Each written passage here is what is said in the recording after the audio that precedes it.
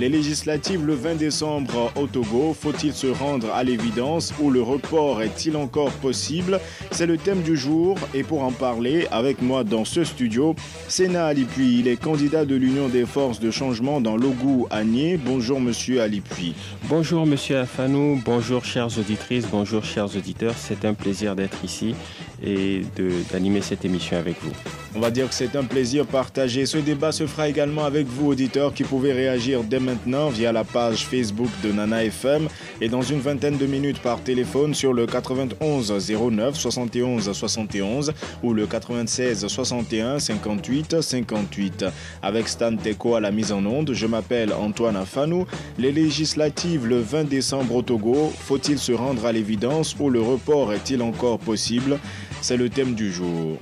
Alors, le moins que l'on puisse dire, Sénat Alipuy, c'est que vous êtes encore plus en campagne en ce matin du 18, à quelques heures de la fin de celle-ci, puisque vous êtes habillé en jaune, plus précisément aux couleurs de votre parti. Alors, globalement, quel bilan dressez-vous du déroulement de cette campagne, de votre campagne? Tout d'abord, je vous remercie pour la question. Globalement, la campagne que nous avons eue cette année s'est bien déroulée. Elle s'est déroulée dans de bonnes conditions. Nous avons eu quelques petits incidents, mais qui ne sont pas de nature à entacher le résultat de la campagne. On croirait à une conclusion d'une mission d'observation après l'élection. Hein. Les irrégularités constatées ne sont pas de nature à... Non, il y a eu juste de petits incidents. À Agné, par exemple, que s'est-il passé concrètement? Nous avons été attaqués par les militants du PNP. Mais les forces de défense... Ils se sont identifiés et présentés comme tels? Oui, puisque c'est le jour où le PNP a demandé à manifester. Nous avions une caravane et j'étais là pour lancer la caravane. À ce moment-là, ils n'étaient pas là, mais une fois que j'ai quitté Agné pour aller à Takpamé pour lancer la deuxième caravane qu'on avait dans la même matinée. Les militants du PNP sont sortis pour manifester et ils nous ont attaqués pour empêcher le démarrage de notre caravane. Mais nous étions accompagnés par la FOSE, la force pour les élections, et la brigade, les militaires qui sont en noir. Je pense que c'est UZIG. Hein. Et donc, on a pu faire la caravane sans trop de difficultés. Alors, au-delà de cet incident, quel accueil est-ce que les Togolais que vous êtes allés rencontrer ont réservé à l'UFC? Je dirais que c'est un accueil chaleureux. Je dois vous dire que nous passons beaucoup de temps à Lomé et que je vais souvent dans les différents fiefs que nous avons, Agné, à Takpamé. Mais cette campagne m'a permis maintenant d'aller dans des villages et dans des villes plus petites comme Akbaré, Dacha, Gléi et beaucoup d'autres endroits. Et j'ai vu que notre parti est très bien implanté. Ça n'a rien à voir avec tout ce qu'on entend dans les médias. Je le savais déjà, mais j'ai pu aller toucher du doigt. Partout où on allait, on avait au moins 10 à 20 personnes. Mais vous savez que ce qu'on entend dans les médias, très souvent, c'est le reflet de la société, puisque les médias n'inventent pas ce qu'ils disent. Oui, tout à fait, mais c'est vrai. Mais je dois vous dire que j'ai été agréablement surpris. Et nous avons parcouru toutes sortes de zones, hein, des marchés, des écoles, un peu de tout. Et nous avons été globalement bien accueillis. Nous avons été très bien accueillis. Et je pense que les résultats qui vont sortir de ces élections dans quelques jours seront une preuve de l'accueil qui vous a été réservé. Que nous sommes un parti avec lequel l'avenir de ce pays va se construire. Alors, le bilan de cette campagne aussi ne saurait ne pas tenir compte des morts qu'il y a eu il y a quelques jours. Quels sont les faits qui vous ont marqué? Je voudrais tout d'abord m'incliner devant la mémoire de ceux qui ont perdu leur vie dans ces incidents malheureux que nous aurions pu éviter. C'est pour éviter ce genre de mort que nous avons signé l'accord en 2010. La politique ne doit pas entraîner de mort. Alors quand bien même les forces de défense et de sécurité sont déployées, certains s'entêtent toujours à penser qu'il faut défier l'autorité. Vous savez, le pouvoir avant tout c'est la force. Alors quand les gens sont armés pour assurer la sécurité du pays et que vous les attaquez avec des pierres, et parlant d'attaque, même à Agné, vous savez, je vous parlais tout à l'heure des militants du PNP qui nous ont attaqués à coups de cailloux pour la caravane. Les militaires même qui étaient dans la zone, ils les ont attaqués avec des lance-pierres qui ont des fers à béton. Donc on a eu des blessés de deux côtés. Souvent quand l'armée sort et qu'elle réprime les manifestations, on parle des victimes civiles. On ne parle pas des victimes militaires. Parlant de l'armée, il y en a qui estiment qu'elle n'a pour le moment rien à faire dans les rues puisqu'il s'agit de manifestations pacifiques. Moi, je pense que personne n'a rien à faire dans les rues. Où est-ce que nous sommes?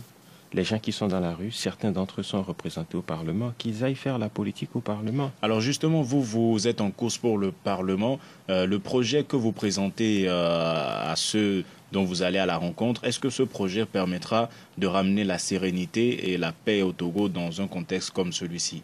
Oui, absolument. Le projet que nous avons essaie de régler les différents problèmes que nous avons, tant au plan politique, économique que social. Parce que vous savez que la pauvreté est ce sur quoi beaucoup de politiciens surfent en ce moment pour pouvoir exploiter les masses.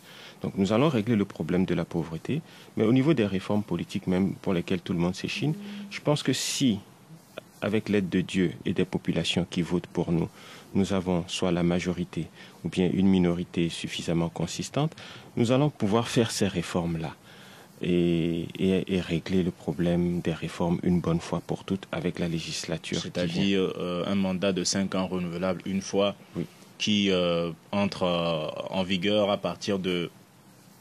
Les lois de façon générale ne sont pas rétroactives. Donc nous allons limiter le mandat présidentiel à 2 si nous arrivons à dégager un consensus à la nouvelle Assemblée.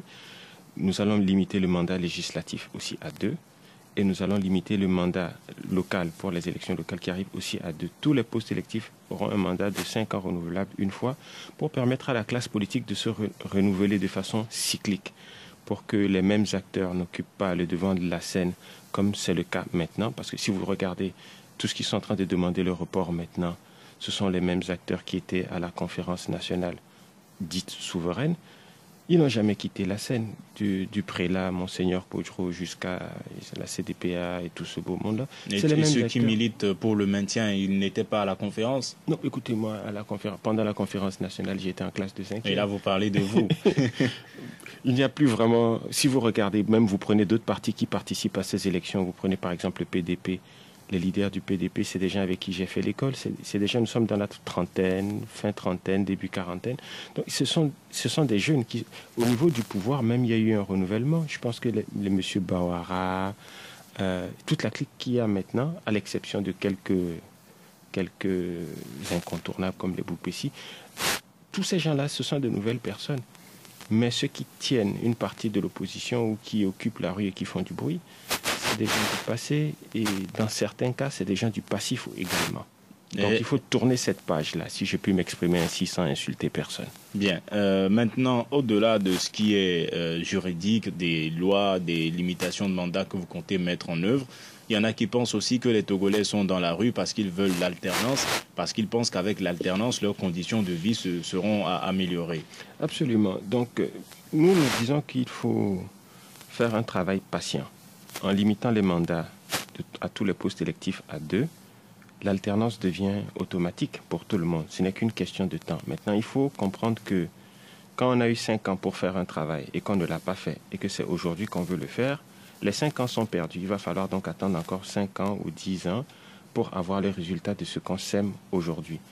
Rien ne se fait aujourd'hui pour demain matin. En tout cas, rien d'important ne se fait correctement du jour au lendemain. Il faut qu'on ait la patience de construire notre démocratie.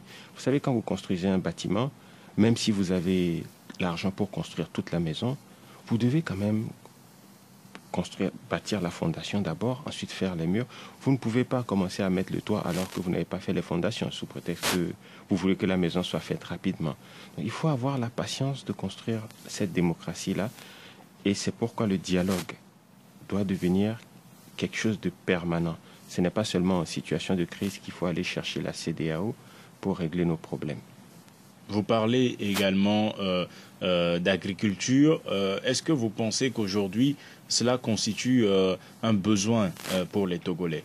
Oui, bon, si nous parlons un peu de notre projet de société, aujourd'hui c'est notre dernier jour de campagne, je vais prendre 2 minutes pour vous dire ce que nous voulons faire. Et c'est la raison pour laquelle nous ne sommes pas dans les rues. Parce que vous êtes convaincu que ça apportera la paix, qu'il n'y aura plus personne dans les rues à manifester? Absolument. Vous savez, le Togo a connu la paix quand même de 2010 à 2017.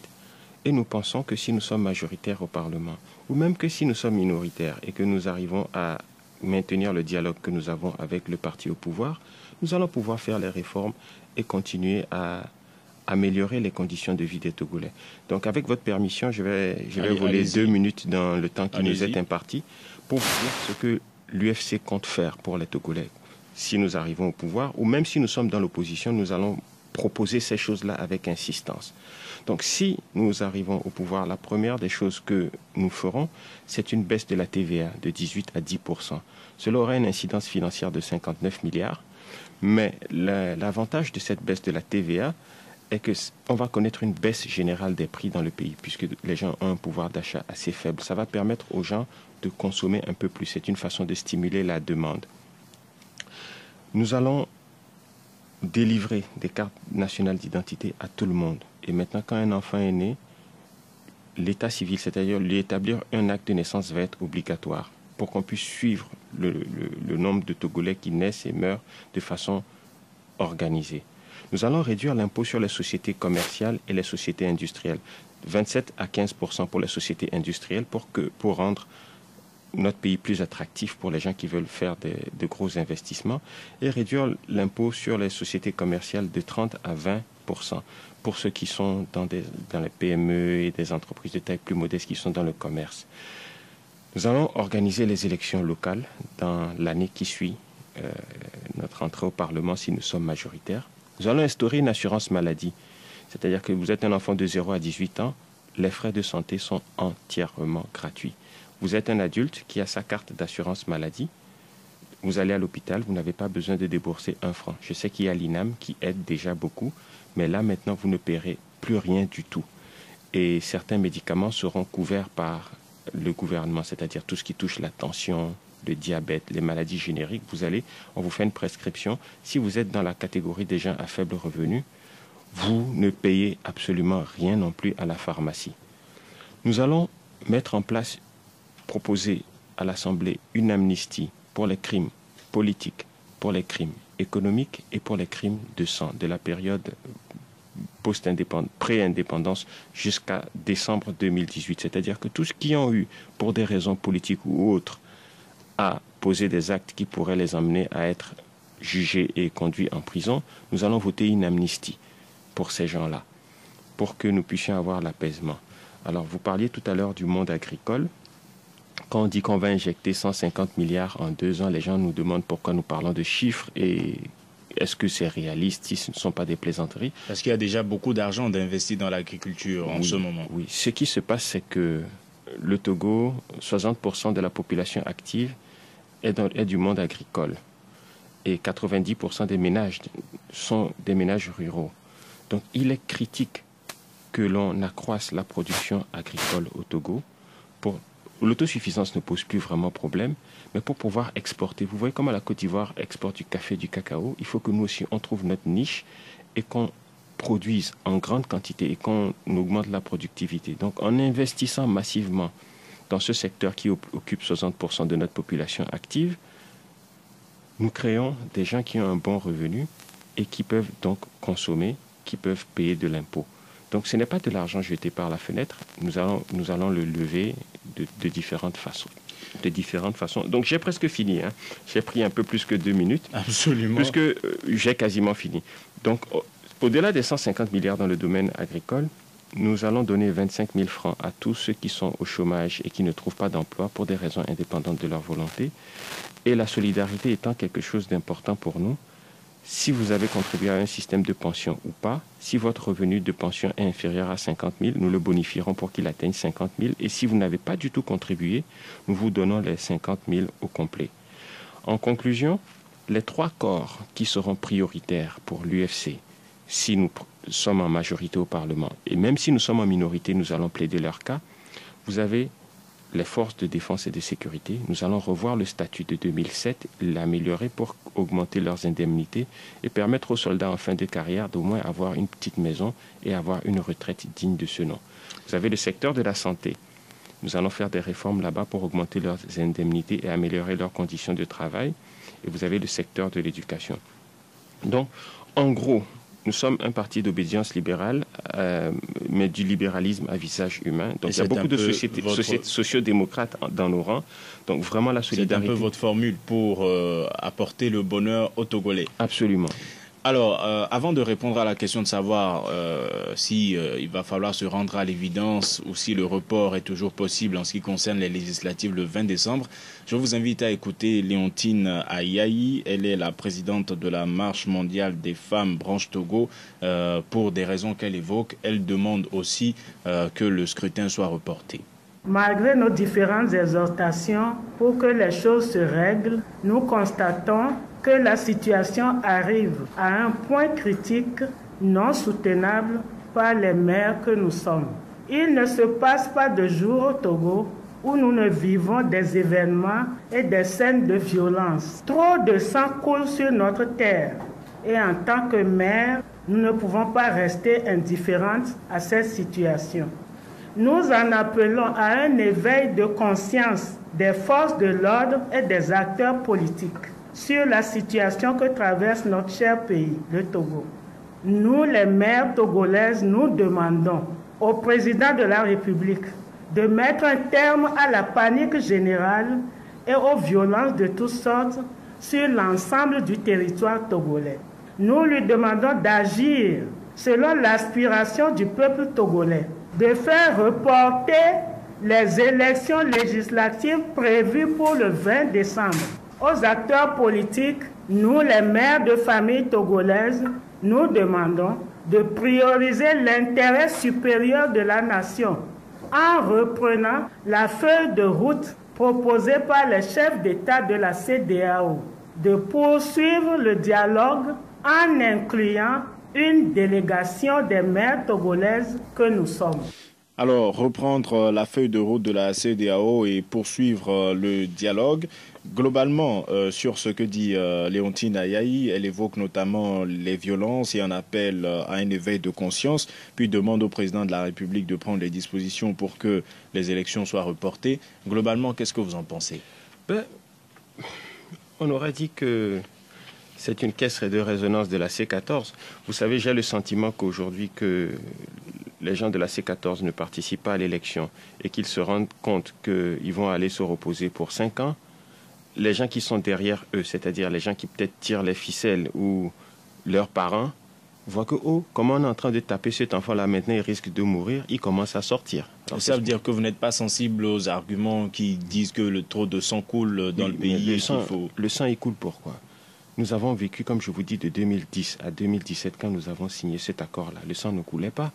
Alors, le sang, il coule pour une raison. Et tout le temps, on revient avec la feuille de route de la CEDEAO, on raconte des histoires à dormir debout. Le document que j'ai ici, c'est le communiqué du 53e sommet de la CEDEAO, Lomé le 31 juillet 2018. Celle qui a poussé des recommandations. Je n'invente rien. Il faut qu'on arrête de tromper les populations. En son point 41, je vous lis, pour qu'on soit tous sur la même page. Le point 41 du communiqué final dit « La conférence des chefs d'État exhorte le gouvernement à procéder à la révision intégrale du fichier électoral en vue de l'organisation, le 20 décembre, des élections législatives. » Donc ça, c'est le point 41. Il n'est pas parlé de réforme ici, il n'est pas parlé d'autre chose. Et peut-être pour ceux qui ont des difficultés avec le français, j'ai pris le temps de prendre la définition du mot « exhorter » pour que ça ne soit pas interprété. Exhorter, c'est tenter d'emmener quelqu'un à quelque chose par des paroles encourageantes, la persuasion. C'est servir d'incitation pour quelqu'un. Donc ça, c'est ce que la CEDEAO dit. En français simple, pas d'histoire. La date est bien précisée. Mais un peu plus loin, le même document parle des réformes à mettre en œuvre. Tout à fait. Vous prenez le point 42. La conférence invite le gouvernement et les acteurs politiques à œuvrer en vue de l'adoption des réformes constitutionnelles en prenant en compte, entre autres, différents points. Scrutin à 2 tours, limitation à 2 tours, le blablabla. On ne met pas de date dessus. Donc on peut le faire avant le 20 décembre, on peut le faire après. Pour vous, ça a été sage de ne pas mettre de date en ce qui concerne ces points, puisque visiblement, toute l'attention est cristallisée autour. C'est-à-dire qu'il s'agit de 15 chefs d'État sur 16 qui se sont réunis. Donc ils parlent au nom de toute la CEDEAO. Là où il fallait mettre une date, après avoir écouté les deux parties, ils ont mis une date. Là où il ne fallait pas mettre de date, ils n'ont pas mis de date. Donc, et si nous sommes d'accord que c'est nous acceptons leur arbitrage, S'ils n'ont pas mis de date, c'est ouvert. Ce n'est pas de la mauvaise foi. Hein. Alors, si, au-delà des 15 chefs d'État, vous, qui êtes un citoyen togolais, qui revendiquait un certain patriotisme, est-ce que ce processus tel que mené au soir du 20 apportera la paix et la sérénité? D'abord, est-ce que vous avez des appréhensions par rapport à la journée du 20 ou pas? Non, je n'ai aucune appréhension par rapport à la journée du 20. Vous savez, je circule dans toute la région des plateaux et les forces de défense et de sécurité sont bien déployées.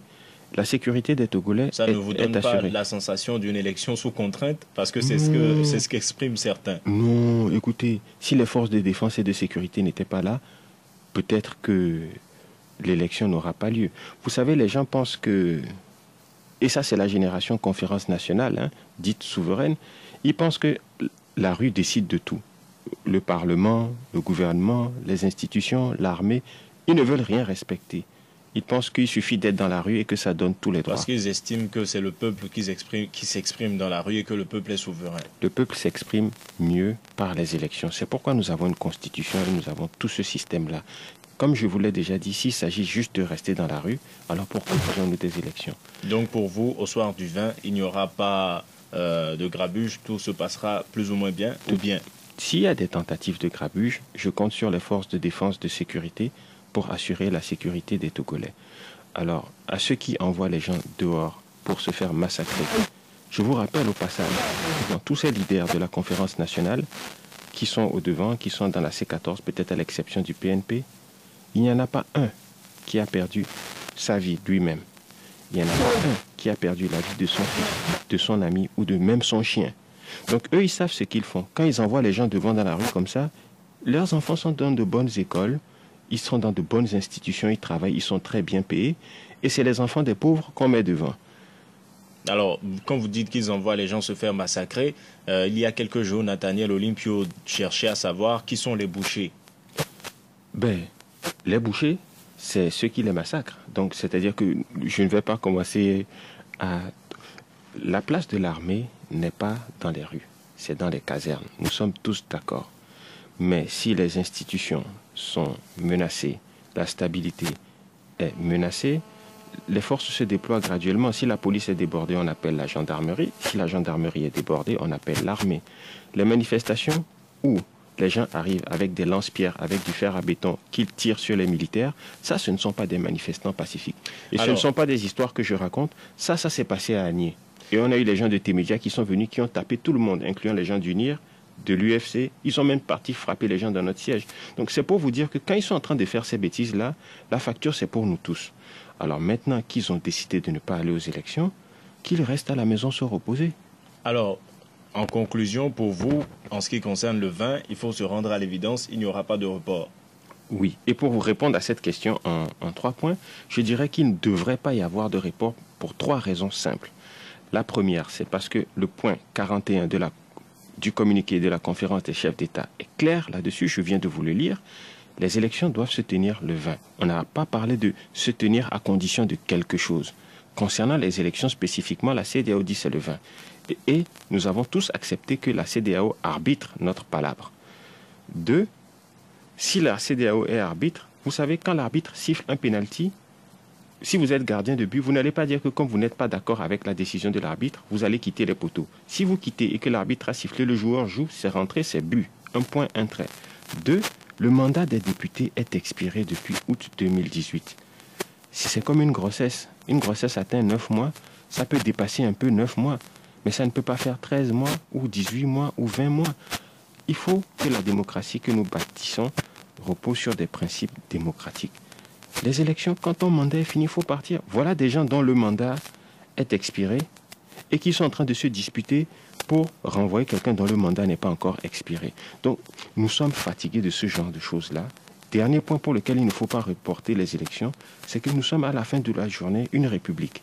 Même si les choses sont imparfaites, nous avons des institutions, nous avons un gouvernement, nous avons une armée, et nous nous sommes tous entendus que c'est par des élections qu'on désigne nos dirigeants. Nous allons maintenant voir ce que les auditeurs en pensent. Le 91 09 71 71 ou le 96 61 58 58. Auditeur en ligne, allô? Allô, bonjour. Bonjour Monsieur Maglo, comment allez-vous? Ça va, pas bien. Alors, les législatives le 20, faut-il se rendre à l'évidence ou le report est-il encore possible? Et connaissant les rapports que vous avez avec l'UFC, j'espère que ce matin ça ira mieux. Oui, ça irait très bien. Monsieur Alipi, bonjour. Bonjour Monsieur Maglo, c'est un plaisir de vous avoir en ligne. Tout droit vers ce que certains appelaient le massacre. Ça, il ne faut pas se leurrer. Toutes les conditions sont réunies et j'accuse principalement ceux-là qui ont collaboré, ceux-là comme le monsieur qui parle là-bas. Je m'explique. Souvent, on nous dit, c'est des arguments qu'on développe ça et là, que nous sommes en démocratie, que ceux qui veulent y aller, qu'ils aillent, que ceux qui ne veulent pas y aller, qu'ils restent chez soi. C'est l'argument massue qu'ils développent tout le temps. Et j'ai mis du temps pour trouver une solution à cet argument. Dites-nous. Voilà ce que je dis. En démocratie, il y a certaines notions de base. S'agissant des élections, je crois qu'il doit y avoir un consensus.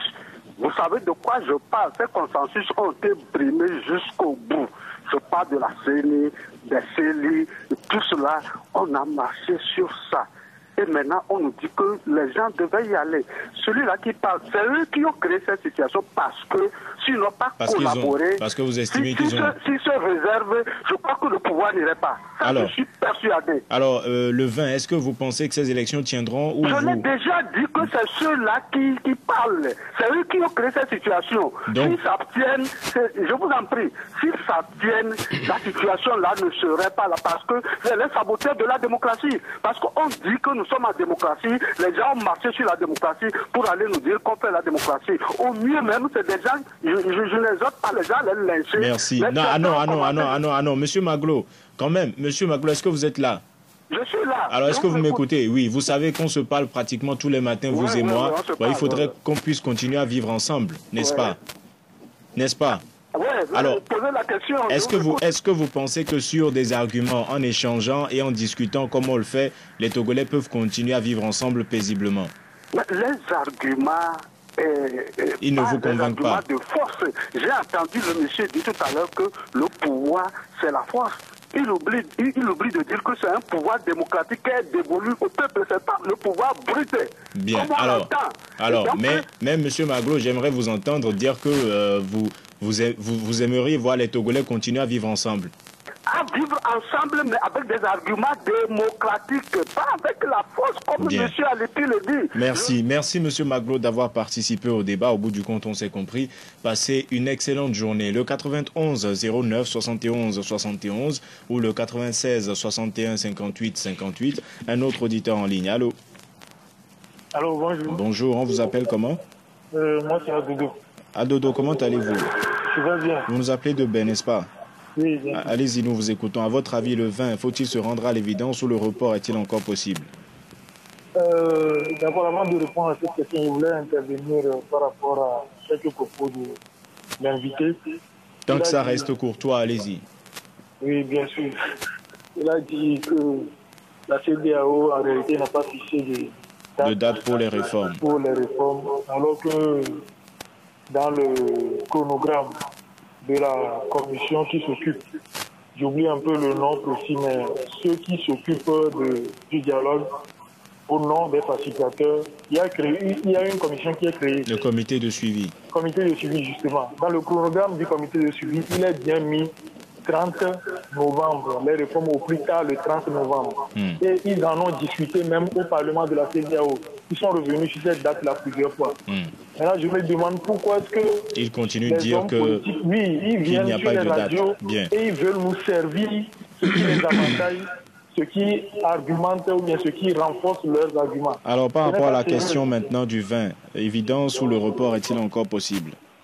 Le report est toujours possible. Bien. Merci, M. Adodo. Et merci surtout de nous avoir rappelé le chronogramme du comité de suivi. Cela nous avait un temps échappé. Merci et passez une bonne journée. Le 91 09 71 71 ou le 96 61 58 58.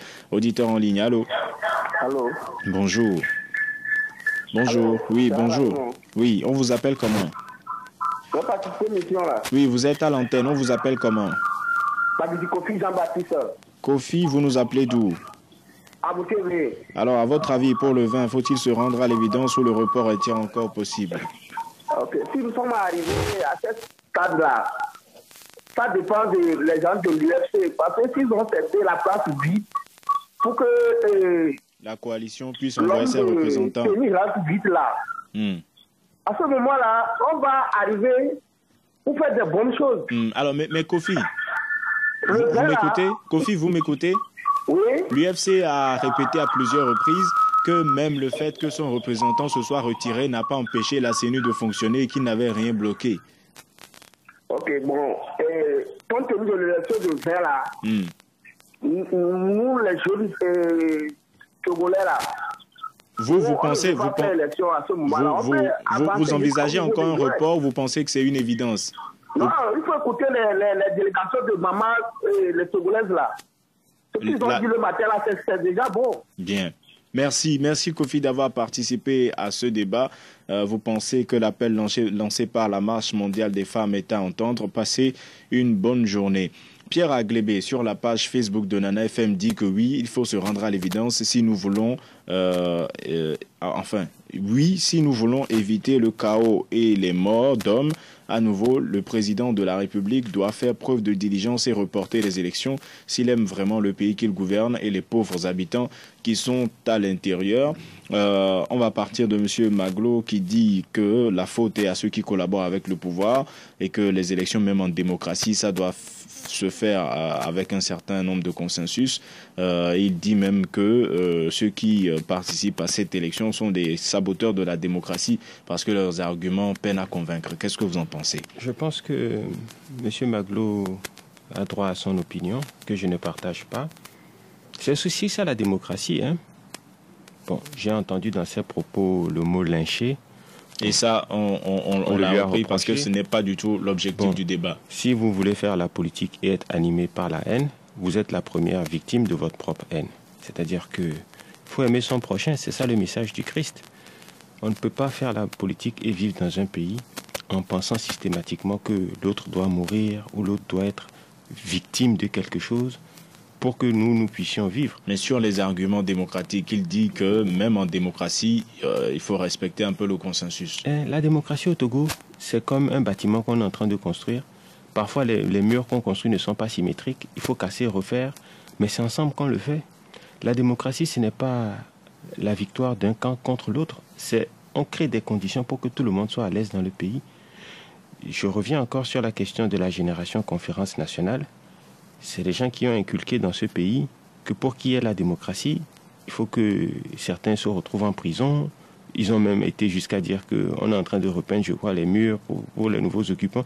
Donc, les propos que ces gens-là tiennent, à partir de Monseigneur Poudreau jusqu'à Mme Adjamagbo, ne sont pas des propos qui sont de nature à créer un climat apaisé. Pour que quelqu'un même qui a quelque chose qu'il doit laisser veuille même le laisser. À Dodo Debay, il nous a rappelé le chronogramme prévu par le comité de suivi, un délai qui n'a pas été tenu par rapport aux réformes. Bon, je lui dirais tout simplement que le comité de suivi n'est pas au-dessus de la conférence des chefs d'État. Mais il a été chargé d'appliquer. C'est la raison pour laquelle je n'ai pas emmené tous les documents qui ont suivi le document de la conférence des chefs d'État. Le document dont la conférence des chefs d'État a accouché, je voulais montrer même avant de le lire. C'est au-dessus de tout. C'est comme la Constitution. On ne peut pas dire que un préfet ou bien une petite loi a été votée par un parlement régional ou local et que cette loi-là est au-dessus de ce que dit la Constitution. Quand on est en train de faire ces règlements, ça doit être aligné ou conforme. Ça ne doit pas entrer en opposition à la Constitution. Il y a une sorte d'hiérarchie. Hein. Donc, bon, si le comité de suivi dit le 30 novembre, le gouvernement, lui, il a fait son travail. Il y a au moins 1 ou 2 projets de loi qui se sont retrouvés au Parlement avant le 30 novembre. Il y a un expert qui a fait un travail avant le 30 novembre. On a estimé que c'est parce que son texte n'était pas envoyé au Parlement que les députés de l'opposition sont retirés. Oh, bon. Même si son texte n'était pas envoyé au Parlement, les députés de l'opposition se sont retirés. Les députés de l'opposition ne pouvaient pas reprendre son texte et le déposer comme opposition.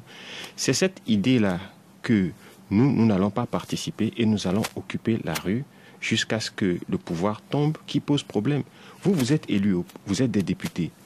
Pour vous entendre à l'Assemblée là-bas pour qu'on augmente vos salaires de 700 000 à 1,5 million, vous avez pu le faire. Alors, la On question vous demande de vous entendre pour limiter le mandat, ça vous n'arrivez pas. La question leur a été posée selon les informations qu'ils avaient données, c'est que cette augmentation n'avait pas fait l'objet de procédures au Parlement. Alors, Charles Aké sur la page Facebook de Nana FM dit qu'il est contre le report des élections parce que les Togolais, écrit-il, doivent comprendre une chose, ceux qui ne participent pas à ces élections ont déjà montré leurs limites et sont maintenant en manque d'inspiration pour avancer. Il est un peu dans la même ligne que vous, n'est-ce pas, M. Alipi? Absolument. Et je voudrais vous dire que ce soit les femmes, les évêques ou tout ce beau monde-là qui font ce qu'ils ont à faire pour sauver leurs enfants de la C14, en oubliant que nous aussi, nous sommes Togolais. Ils ne les ont pas mis au monde non plus. Bon, façon de parler. C'est-à-dire que la situation est devenue critique. Il y a des gens qui vont aller se reposer. Donc pour vous, c'est clairement un parti pris. Il n'y a aucune objectivité dans tout ce qui est dit. Même jusqu'à l'international, il y a des organisations qui se prononcent. Monsieur Afanou, quelle est la fonction de l'Église dans la société? Ces gens-là sont là pour nous vendre le paradis. Ils ne sont pas là pour gérer le quotidien. Laissez les politiciens faire leur travail et faites votre travail. Vous êtes un croyant? Je suis croyant, oui, je suis croyant. Alors quand ils s'expriment comme ça, les gens du RPT, les gens de l'UFC qui sont catholiques, comment voulez-vous qu'ils se sentent? Donc, vous ne les voyez pas situer la vérité par rapport à leur foi. Ils n'ont pas à se mêler du débat politique. Ils n'ont qu'à s'occuper de nous vendre le paradis et nous laisser nous occuper de la politique et des affaires terrestres. Folie Gérard, il dit que le report est toujours possible si ce report pouvait un temps soit peu arrêter le sang des Togolais qui coule. Un autre auditeur en ligne. Allô? Allô? Bonjour. Bonjour, monsieur Afanou. Monsieur Coco, comment allez-vous? Ça ne va pas. Allez-y, tout de même, nous vous écoutons d'Agoué. Je salue votre invité. Bonjour. Si comme monsieur Afanou, si on veut faire les choses dans les normes, on doit repousser les élections. Je vais aborder dans le même sens que M. Magro. Voilà les gens qui ne veulent pas la démocratie. Ce sont eux qui accompagnent le pouvoir. Si tous avaient décidé de ne pas aller à ces élections, le pouvoir ne sera pas... Mais vous avez écouté ses arguments. Lui, il pense que tout a été fait et que les conditions sont réunies pour aller à des élections. Monsieur Antoine, s'il vous plaît, nous avons tous fréquenté. Lorsque les gens prennent la politique, j'avais dit l'autre fois qu'il y a un écrivain qui a écrit que la politique est le principe pour des hommes est le moyen pour des hommes sans principe de diriger des peuples sans mémoire. Voilà ce genre de personnes. C'est eux que vous avez avec vous là-bas. Le peuple togolais a de mémoire. Nous ne sommes pas bêtes. On parle de démocratie. Voilà la définition qu'il a donnée tout de suite, que le pouvoir c'est la force. Où est la force du peuple? Bien, merci. Donc, vraiment, je suis désolé pour... Alors, maintenant, Monsieur Coco, pour le vin, oui, vous pensez qu'il y a toujours la possibilité d'un report ou il faut se rendre à l'évidence? Il y a possibilité. Il y a possibilité de reporter. Merci, Monsieur Coco. Passez une bonne journée. Alors, vous ne vous êtes pas privé d'attaques, vous en recevez aussi quelques-unes. Monsieur Afanou, moi, je ne suis pas du tout inquiet où je suis assis. Vous savez, pour ceux qui ont l'habitude de voyager, ils savent tous que l'avion, au moment de décoller, l'avion se met en position, il est à contre-courant, c'est-à-dire que les vents qui viennent sont contraires et c'est ce qui permet à l'avion de décoller. Nous, si nous gagnons les législatives ou que nous nous retrouvons même en minorité au Parlement, nous allons essayer de rassembler l'opposition autour de nouvelles valeurs. Tolérance, vivre ensemble, paix. Le discours haineux que les gens tiennent ici, on va manifester, on va cacher, on va lyncher. Mais vous aussi, vous dites qu'il y en a qui sont du passif, il y en a qui sont dépassés, qu'il faudrait faire sans. Il faut savoir passer. Les gens qui sont en train de crier là, qu'il faut faire l'alternance, Je prends les Monseigneur Podjoro et les Madame Adjamagou. Ils sont là depuis 28 ans. Eux, l'alternance ne les concerne pas. Alors, David Agbolété sur la page Facebook de Nana FM dit qu'à voir le silence de la CEDEAO et la réaction du gouvernement, le report n'est plus possible, mais c'est au peuple de prendre son destin en main. Que Dieu nous protège. Nous allons prendre le dernier auditeur en ligne et clore ce débat, le 91 09 71 71 ou le 96 61 58 58. Allô? Oui, allô. Bonjour. Bonjour. On vous appelle comment? Je m'appelle M. Ali Abdulgani. Ali, vous nous appelez d'où? J'appelle d'Agoy. Alors, à votre avis, faut-il se rendre à l'évidence ou le report est-il encore possible? Oui, c'est possible. Mais à propos de votre invité là-bas, je ne comprends pas. Qu'est-ce que vous ne comprenez pas? Mais c'est comme il n'est pas au Togo. Tout ce qui s'est passé depuis 90, on a voulu tuer leur président. Mais jusqu'alors, ils opposent sur ça là. Mais arrêtez tout ça là. Mes frères, arrêtez, c'est pas bon. Bien. Vous laissez, on tue les enfants des autres femmes, des autres parents, et vous vous contentez d'aller les élections. Bien. Qu'est-ce que ça veut dire? Merci Ali d'avoir participé au débat. Passez une bonne journée. Il ne comprend pas aussi votre disposition à aller à des élections dans ce contexte. Il dit que votre président a failli être tué. Il veut parler de Gilles-Christ Olympio. Mon patron a encore plusieurs balles dans le corps. Il a pris 11 balles. Et quand quelqu'un de cette envergure s'assoit et il vous dit que ça doit donner à réfléchir. Tout ce que les gens là sont en train de faire, on n'a fait plus que ça. Où est-ce que nous sommes? Les gens sont intoxiqués. On leur fait croire que c'est des collaborateurs qui vont aux élections. C'est vrai, les conditions de ces élections peuvent être améliorées. Mais c'est un processus. Cette fois-ci, on va faire l'élection et ensuite, on fera mieux la prochaine fois. Vous savez, le problème de réforme qu'on parle là, pourquoi ce problème se pose? C'est parce qu'en 2002, on a eu le même scénario que maintenant. Une élection qui est organisée dans des conditions que si on regarde, on va dire on est fâché, on ne va pas. Et nous ne sommes pas allés en octobre 2002. Et en décembre, ils ont fait les réformes, ils ont rendu le mandat illimité et créé les problèmes que nous avons aujourd'hui. Donc la politique de la chaise vide ne mène nulle part. Mais avec ces élections et comme elles sont organisées, vous à l'UFC, vous êtes persuadé que vous aurez la minorité de blocage pour empêcher un tel scénario? Nous allons pour gagner. Si nous avons la majorité, c'est ce que les Togolais souhaitent. Amen. Si nous ne l'avons pas, vu la campagne que nous avons menée, je pense que nous aurons quand même assez de députés pour reprendre le leadership de l'opposition et mener une politique d'opposition constructive. Je ne vais insulter personne, je sais que l'émission est terminée, mais on crie qu'il faut faire ça, ça, ça. La liste des choses à faire ne finit pas.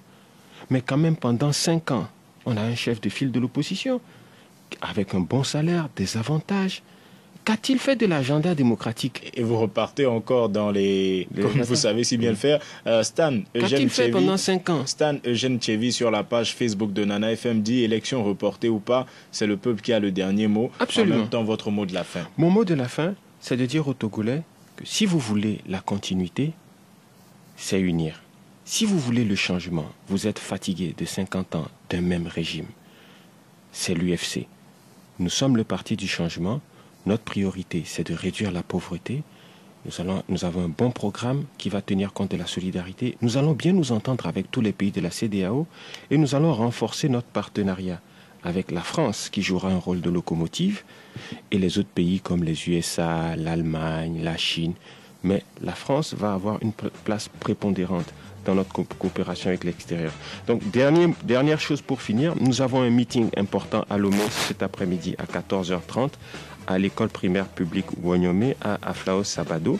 Je vous invite à venir massivement écouter notre message et je vous invite à voter pour l'UFC pour le changement. Merci. Un dernier mot.